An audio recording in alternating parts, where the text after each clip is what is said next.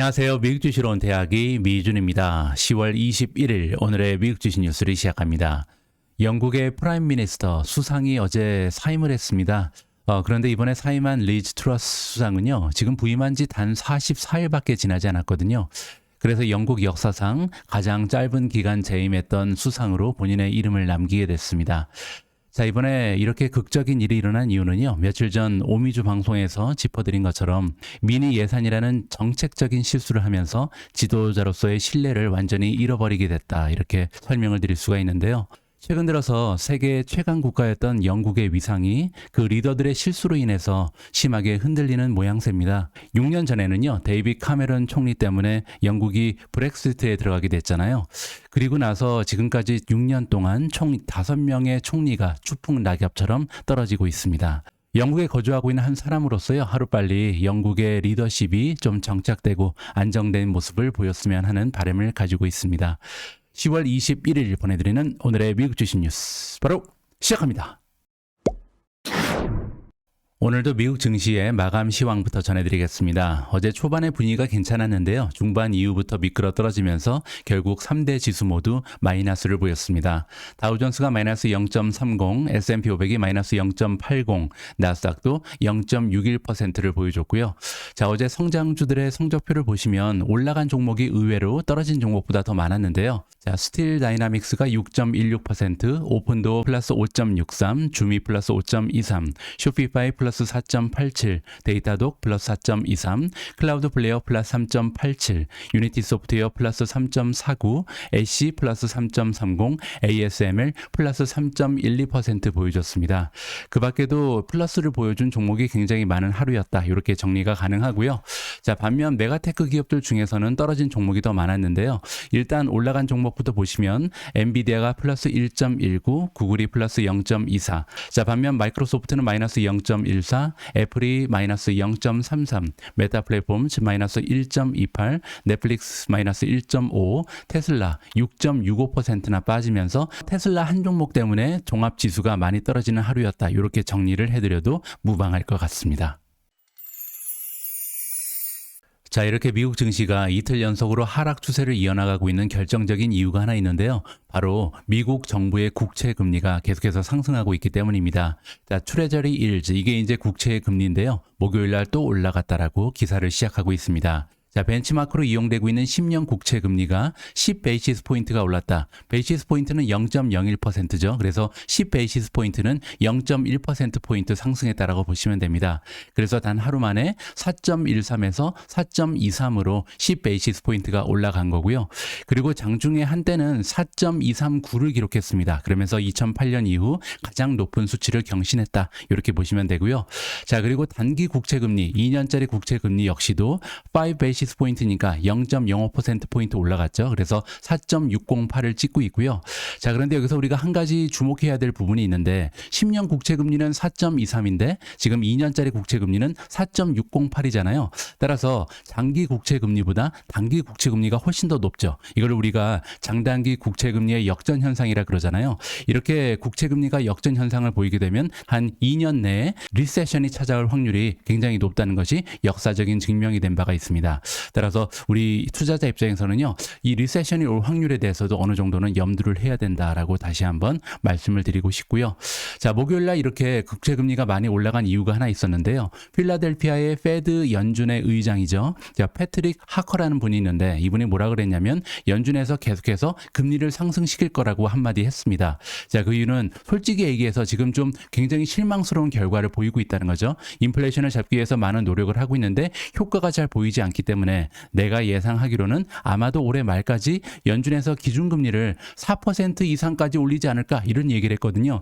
자, 기준금리가 4%를 넘어가면요, 시장금리, 즉 채권금리는 6%까지도 갈 수 있는 게 현실입니다. 따라서 굉장히 위험한 발언을 한 거죠. 그러면서 10년 국채금리가 하커의 발언이 있은 이후에 바로 반응을 보여줬다, 이렇게 이야기를 해드릴 수가 있겠습니다.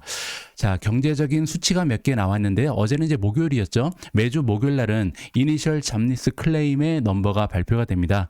처음으로 실업수당을 이제 신청하는 사람들의 건수죠. 근데 시장의 예상치는 23만 건이었습니다. 그런데 21만 4천 건이 접수가 됐거든요. 따라서 굉장히 좋은 뉴스잖아요. 왜냐하면 실업수당을 신청한 사람이 적었으니까. 하지만 요즘에는요, 배드 뉴스가 굿 뉴스고 굿 뉴스가 배드 뉴스죠. 따라서 아직까지 경제가 굉장히 튼튼하다. 이 실업수당을 신청하는 사람들의 수가 생각보다 적다는 것은 지금 고용시장이 아직까지 뜨겁다는 반증으로 해석이 가능합니다. 좋은 뉴스가 아니라는 거죠, 결국.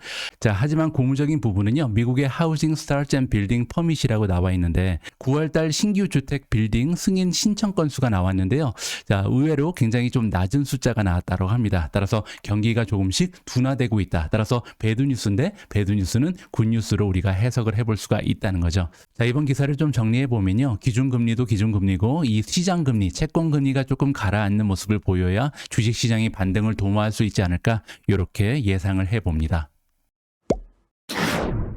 자, 이렇게 계속해서 금리가 상승하는 것도 커다란 문제지만 또 하나의 걱정거리가 있잖아요. 바로 리세션인데, 이번에 아마존의 창립자인 제프 베조스가요, 자, 미국 경제가 리세션에 빠질 거라는 경고의 메시지를 올려서 굉장히 좀 많은 사람들의 관심을 받고 있습니다. 자, 미국인들은 리세션을 준비해야 한다. 자, 아마존의 파운더, 창립자인 제프 베조스의 메시지고요. 이번에 트위터를 통해서 이런 메시지를 남겼습니다. 자, 구체적으로 뭐라고 얘기했냐면요, 그렇다, 리세션의 확률이 굉장히 높다라고 얘기하면서 배튼 다운 더 해치 해라 라고 얘기했습니다. 배튼 다운 더 해치, 오늘의 영어 표현입니다. 배튼 다운은 뭐냐면요, 이렇게 단단히 고정하는 거거든요. 널판지 같은 걸 깔아서 이렇게 단단히 밀폐를 하는 것을 배튼 다운이라 그러고요. 해치즈는 뭐냐면 선박의 갑판을 얘기합니다. 따라서 이렇게 폭풍 같은 게 몰려올 때 선반 갑판에다가 이제 밀폐를 하기 위해서 널판지를 깔고 단단히 고정하는 것을 배튼 다운 더 해치라고 부르는데, 그만큼 이제 경제의 폭풍우가 다가오고 있으니까 준비를 단단히 해라, 이렇게 은유법을 사용해서 이야기를 하고 있는 거죠. 자, 최근 들어서 굉장히 많은 투자자들이 경고의 메시지를 미국 경제에 대해서 리세션에 들어갈 거라고 해주고 있잖아요. 뭐 예를 들어서 JP 모간의 CEO인 제이미 다이몬 같은 경우는요, 스톰이 오고 있다, 경제의 폭풍이 오고 있는데 앞으로 6개월에서 9개월 사이에 도착을 할 것이다. 그래서 리세션이 곧 다가온다. 6개월에서 9개월 사이에 미국 경제가 리세션으로 들어간다는 메시지를 전달한 적이 있습니다. 자, 그뿐만이 아니고요, 지난주에는 IMF에서 The worst is yet to come, 그래서 아직까지 최악의 상황은 오지 않았다라고 얘기하면서 미국 경제가 앞으로 계속해서 둔화될 것이라는 메시지를 전달한 적이 있습니다. 자, 이번에 제프 베조스의 메시지는요, 아마도 많은 기업을 이끌고 있는 CEO들, 경영진에서 인터널라이즈 할 것이다, 내재화시킨다는 거죠. 자기 자신의 것으로 만들 거란 얘기죠. 그래서 베조스의 메시지를 그냥 흘러듣지는 않을 것이다 라고 얘기하고 있습니다. 왜냐면요, 제프 베조스 같은 경우는 경제의 상당히 많은 부분에 지금 관여를 하고 있는 사람이다. 따라서 미국 경제가 어떻게 돌아가는지 가장 잘 알 수 있는 사람 중에 한 명이라는 거죠. 일단 리테일 비즈니스 쪽에, 그러니까 아마존의 이커머스가 미치지 않는 부분이 없잖아요. 따라서 현재 리테일 쪽의 비즈니스가 어떤지 가장 잘 알 수 있는 그런 위치에 있는 사람이고요. 또 하나가 있는데 아마존 웹 서비스입니다. AWS, 클라우드 서비스가 전 세계 비즈니스의 3분의 1을 차지하고 있잖아요. 따라서 리테일도 그렇고 AWS를 통해서 상당히 많은 정보를 가지고 있을 확률이 높습니다. 따라서 이런 제프 베조스의 메시지는요, 그냥 흘려듣기에는 신빙성이 있는 정보다라고 이야기를 해주고 있습니다. 그런데 사실 미국의 대표적인 메가테크 기업들은요, 아주 오래전부터 배튼 다운 더 해치즈를 하고 있었습니다. 폭풍우가 몰려올 것을 이미 예측하고 많은 노력을 경주하고 있었는데요. 뭐 대표적으로 페이스북 같은 경우 메타 플랫폼즈는 비용 절감을 위해서 상당히 오랜 기간 동안 힘을 쓰고 있었죠. 자, 추가적인 내용이 발표가 되고 있는데요. 메타가 이번에 셔틀버스 유시지, 결국은 이제 그 직원용 출퇴근 버스의 사용까지도 줄인다는 발표가 있었습니다. 자, 그러면서 협력업체, 그 계약사들이 있을 텐데 계약사들이 어쩔 수 없이 일자리를 많이 줄일 수밖에 없는 상황에 직면하고 있다고 합니다. 자, 메타의 규모를 생각했을 때 협력업체도 굉장히 많이 있을 거 아니에요. 여러 개의 협력업체에서 뭐라고 얘기하고 있냐면 메타 때문에 정말 많은 수의 직원을 11월부터 해고를 해야 되는 상황이다라고 얘기하고 있습니다. 자, 실리콘밸리의 로컬 유니언이 있습니다. 그래서 노동조합의 리더들이 뭐라고 얘기하고 있냐면 드라이버들이 이번에 커다란 시위를 계획 중이다. 그래서 항의 시위를 계획하고 있는 중이라고 얘기를 하고 있고요. 따라서 상황이 조금 어려워지고 있다라고 우리가 생각해 볼 수가 있겠죠. 자, 경제 상황이 어려워지는 것을 예측해서 메타 같은 경우는요, 무려 10% 정도 생산력을 증대시키겠다라고 공언을 한 적이 있습니다.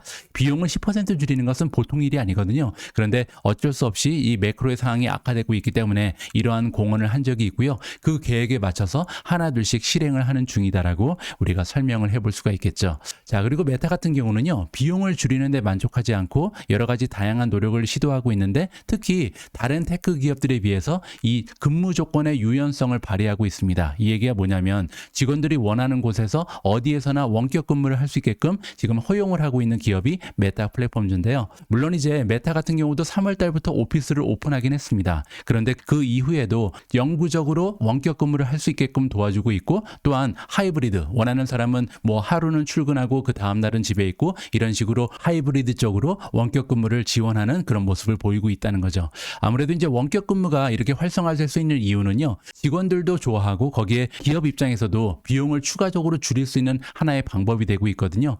따라서 이러한 움직임 때문에 샌프란시스코의 작은 비즈니스들이 계속해서 어려움을 겪고 있다.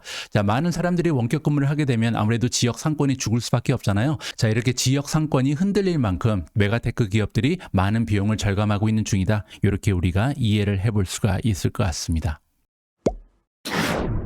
제가 어제 방송에서요, 테슬라의 어닝 결과를 전달해 드리면서 2025년 정도가 됐을 때 우리가 기대할 수 있는 EPS 그리고 멀티플을 곱해서 지금부터 한 3년 후에 테슬라의 주가가 현재 수준에서 한 4배 정도는 뛸 수 있을 거다. 뭐 이런 전망을 여러분들과 공유한 적이 있습니다.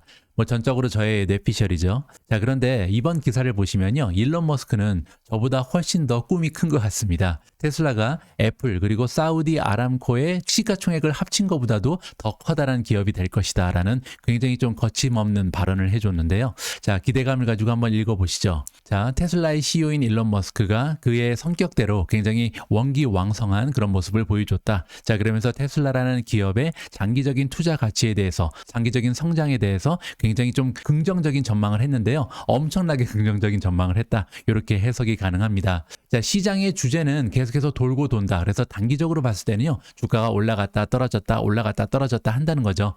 하지만 굉장히 확신에 찬 그런 목소리를 보여줬는데, 어떤 부분에서 그러냐면 우리 기업에서 주주들에게 계속해서 가치를 전달해 줄 수 있을 것이다. 그 얘기는요, 테슬라의 주가 걱정하지 마라, 내가 올려주겠다, 이런 식으로 해석이 가능합니다. 자, 일론 머스크가 얘기하기를 그가 지금 보고 있는 잠재력이 있는데요, 테슬라가 아마도 전 세계에서 가장 시가총액이 커다란, 가장 가치가 높은 그런 기업이 될 것이다 라고 얘기하고 있고요. 거기에서 그치지 않습니다. 자, 내 의견에 따르면 아마도 애플의 현재 시가총액을 far exceed니까 훨씬 더 넘어선다는 거죠. 그냥 1등이 아니라 엄청나게 차이가 나는 1등이 될 것이다 라고 얘기합니다. 사실상 내가 보고 있는 잠재적인 성장 동력을 보면 테슬라는 애플 그리고 사우디 아람코를 합친 것보다도 시가총액이 큰 그런 기업으로 성장할 거라는 것이 일론 머스크의 전망입니다. 자, 그래서 두 기업의 시가총액을 한번 봐야겠죠. 자, 지금 현재 시가총액인데요, 애플이 2.3조 달러, 그리고 그 밑에 있는 2위가 사우디 아람코 2.1조 달러입니다. 결국 이 두 기업의 시가총액을 합치면 4.4조 달러가 나오잖아요. 자, 그런데 6위에 랭크되어 있는 테슬라의 현재 시가총액은 644.8 빌리언입니다.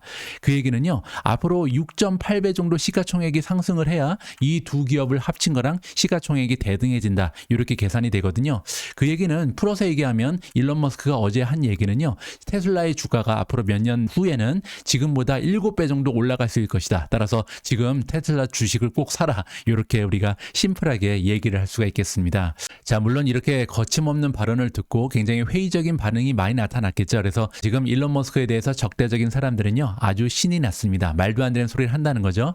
하지만 일론 머스크는요, 예전에도 훨씬 더 말도 안 되는 얘기를 하면서 그거를 실현한 적이 있습니다. 자, 그게 무슨 얘기냐면요, 2015년에 어떤 얘기를 했냐면요, 테슬라의 시가총액이 700빌리언을 넘어설 거라는 얘기를 한 적이 있는데요, 문제는 그때 시가총액이 25빌리언밖에 되지 않았었습니다. 자, 그 얘기는요, 앞으로 테슬라의 주가가 28배 올라갈 거라고 얘기한 거거든요. 그때만 해도 테슬라의 주가가 28배 올라갈 거란 얘기를 듣고 이 사람이 정신이 나갔구나, 말도 안 되는 소리를 했구나, 이렇게 많이 얘기했겠죠. 하지만 그 발언은 현실이 돼버렸습니다. 따라서 이번에도요, 일론 머스크의 호언장담이 실현되기를 간절하게 바라면서 이번 기사를 읽어봤습니다. 자, 바로 앞에 기사에서 우리는 테슬라의 주가가 앞으로 장기적인 관점으로 봤을 때는 7배 이상 급등할 수 있다라는 테슬라 CEO의 긍정적인 전망을 살펴봤습니다. 자, 그런데 이번 기사를 보시면요. 적어도 단기적으로는 주가 차트의 모습이 굉장히 좋지 않다라고 합니다. 따라서 추가적인 하락까지도 가능한 상황이다. 이렇게 나와 있는데요. 구체적인 내용을 한번 살펴보시죠. 자, 테슬라가 지금 굉장히 어려운 상황을 겪고 있다. 그 얘기는 이제 주가가 많이 떨어지고 있다는 거죠. 첫 번째 이유는요. 믹스드 쿼터. 어닝 결과 어저께 제가 보내드렸잖아요. 일단 EPS는 시장의 전망치를 초과했지만 매출은 기대에 미치지 못하는 실적이 발표가 되면서 그리고 또 하나 마진이 조금씩 줄어드는 모습을 보여주면서 굉장히 주가가 어려움을 겪고 있다. 이렇게 볼 수가 있습니다. 자, 그리고 한 가지 문제점이 더 있습니다. 바로 시장에서 지금 예상하기를 일론 머스크가 아무래도 트위터를 인수하면서 테슬라 주식을 조금 더 팔지 않을까 걱정이 되고 있다는 거죠. 그렇기 때문에 어제 미국 증시에서 테슬라의 주가가 거의 7% 가까이 급락을 해버렸습니다. 자, 그리고 또 하나 문제가 있는데요. 지금 기술적인 분석을 했을 때도 주가 차트가 굉장히 좋지 않아 보인다고 합니다. 자, 일단 2020년 12월이 굉장히 중요한 시기였는데요. 이때 이제 테슬라가 주식 분할도 하고 그리고 S&P 500에 처음으로 편입이 되면서 주가가 급등하는 시기가 바로 그때였거든요. 근데 그때 수준으로 지금 처음 주가가 하락을 해버렸다고 합니다. 자, 지금 보고 계신 화면은요. 2020년부터 지금까지 테슬라의 주가 차트를 보고 계신데 일단 뭐 차트 분석을 잘 모르는 사람도 그냥 봐도요. 여기 지지선이 있구나라는 것을 쉽게 볼 수가 있잖아요. 따라서 지금 현재 굉장히 단단한 지지선까지 떨어진 상태라는 것을 우리가 인지를 할 수가 있고요. 만약에 이 밑으로 떨어지면 그다음부터는 지지선이 없죠. 그래서 아마도 이 부분까지 떨어질 가능성이 있다는 거죠. 그렇게 되면 테슬라의 주가가 150 이하로 떨어질 것도 우리가 좀 감안을 해야 된다라고 설명이 가능합니다. 자, 그리고 또 하나의 좋지 않은 모습을 보이고 있는데 바로 이겁니다. 여기가 지금 머리고요. 여기가 어깨가 두 개가 나란히 있는 거거든요. 양쪽 어깨죠. 이거를 이제 주식 투자하시는 전문가들은 헤드 앤 숄더 패턴이라고 부르는데요. 보통 헤드 앤 숄더 패턴은 언제 나타나냐면 상승 추세가 멈추고 이제 해당 주식이 하락 추세로 접어들 때 보통 나타나는 패턴이라고 합니다. 그 얘기는요. 앞으로 주가가 이렇게 미끄러 떨어질 가능성이 굉장히 높다는 거죠. 따라서 기술적인 분석을 했을 때 앞으로 단기적으로 테슬라 주가는 굉장히 어려움을 겪을 수 있다는 것이 전문가들의 의견이다. 이거를 우리가 좀 참고를 할 필요가 있을 것 같습니다. 자, 그런데 아쉬운 마음에 한마디만 더 덧붙이면요. 우리가 예전에 테슬라가 S&P 500에 편입될 때 어떤 일이 있었는지 잠깐 기억을 해볼 필요가 있습니다. 4분기 연속으로 흑자를 기록해야만 S&P 500에 들어갈 수 있었거든요. 그런데 이제 그때 테슬라에 대해서 비난하던 사람이 뭐라 그랬냐면 테슬라는 원래 적자 기업인데 탄소 배출권으로 인해서 흑자를 보였다. 그래서 굉장히 좀 S&P 500에 들어갈 자격이 안 되는 기업이 들어갔다. 이런 식으로 비난을 많이 받았던 기업이 바로 테슬라였습니다. 자, 그런데 얼마 지나지 않은 오늘날에 누가 과연 테슬라의 마진에 대해서 태클을 걸겠는가? 이런 쪽으로 우리가 좀 생각을 해봐야 되거든요. 총이익률은 30%를 넘어가는 정도가 되고 이제 영업이익 마진이요 무려 20%를 육박하는 기업으로 성장을 해버렸습니다. 따라서 지난 2, 3년 전에 테슬라랑 지금 현재의 테슬라의 기업 가치를 비교하면 말도 안 되게 성장을 보여줬거든요. 그럼에도 불구하고 기업의 가격, 주가는 그때 수준으로 다시 떨어져 버렸다. 따라서 이럴 때를 우리는 보통 줍줍 기회라고 얘기한다는 것을 다시 한번 여러분들께 상기시켜 드리고 싶습니다. 다음으로 준비된 기사에는 애플이 등장합니다. 애플이 가지고 있는 여러 가지 서비스 중에 피트니스 플러스가 있습니다. 이제 피트니스 클럽에 가지 않고 집에서 운동을 할 수 있는 서비스다. 이렇게 이해가 가능한데요. 이 피트니스 플러스에 굉장히 커다란 변화를 주게 된다라는 기사가 발견됐습니다. 자, 애플이 목요일날 발표하기를 그들이 가지고 있는 피트니스 플러스 서비스를 이제 아이폰 유저들, 사용자들한테 제공하는데요. 앞으로는 애플 워치가 없어도 사용이 가능하다라고 얘기합니다.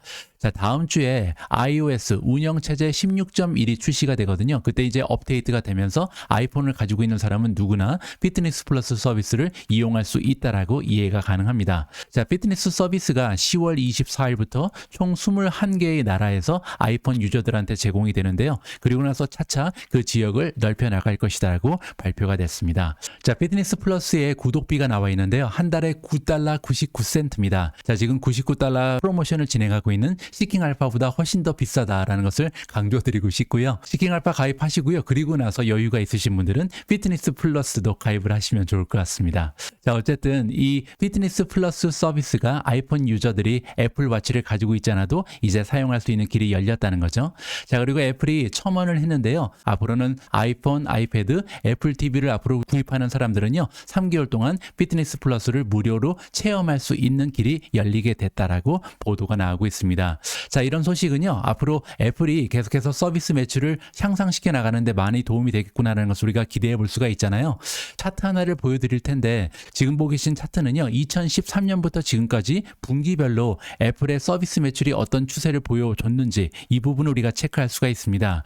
자, 5년 전을 한번 보시죠. 2017년 3분기 같은 분기를 보시면요, 7.27 빌리언을 단 한 분기 동안 만들어냈습니다. 자, 그런데 불과 5년이 지난 2022년 3분기를 보시면 19.6까지 서비스 매출이 급증을 했거든요. 그 얘기는 5년 만에 서비스 매출이 2.7배가 증가했다라고 정리가 가능합니다. 따라서 이러한 증가 추세를 계속해서 이어나간다면 애플의 매출도 계속해서 상승하고요. 그리고 이제 서비스 매출은 마진이 굉장히 높습니다. 따라서 애플이 순이익을 증대시키는데도 상당히 많은 도움을 줄 수 있는 것이 서비스 매출이다라고 정리를 해드리겠습니다.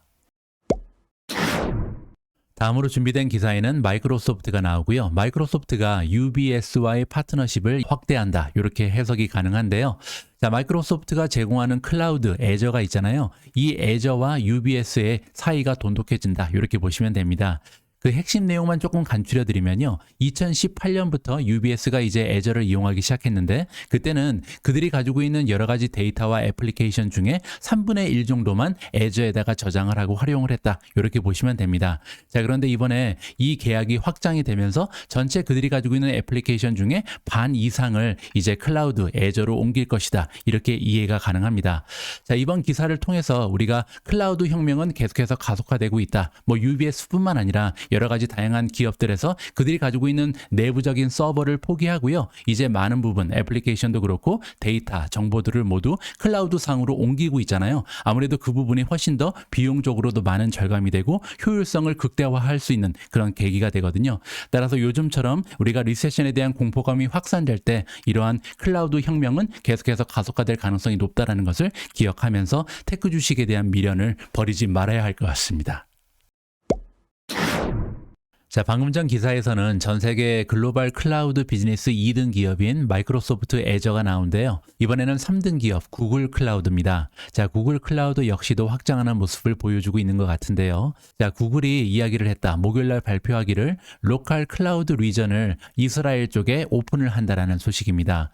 자, 구글 클라우드 리전이 설치되는 도시 이름은 텔아비브입니다. 텔아비브는 사실 이스라엘의 공식적인 수도입니다. 종교적인 수도는 예루살렘이고요. 공식적으로는 텔아비브가 수도다. 이렇게 보시면 되는데, 자, 이번 투자를 통해서 2030년까지 이스라엘의 GDP가 76억 달러 정도 상승하는 엄청난 경제적인 효과를 몰고 올 것이다라고 발표가 났고요.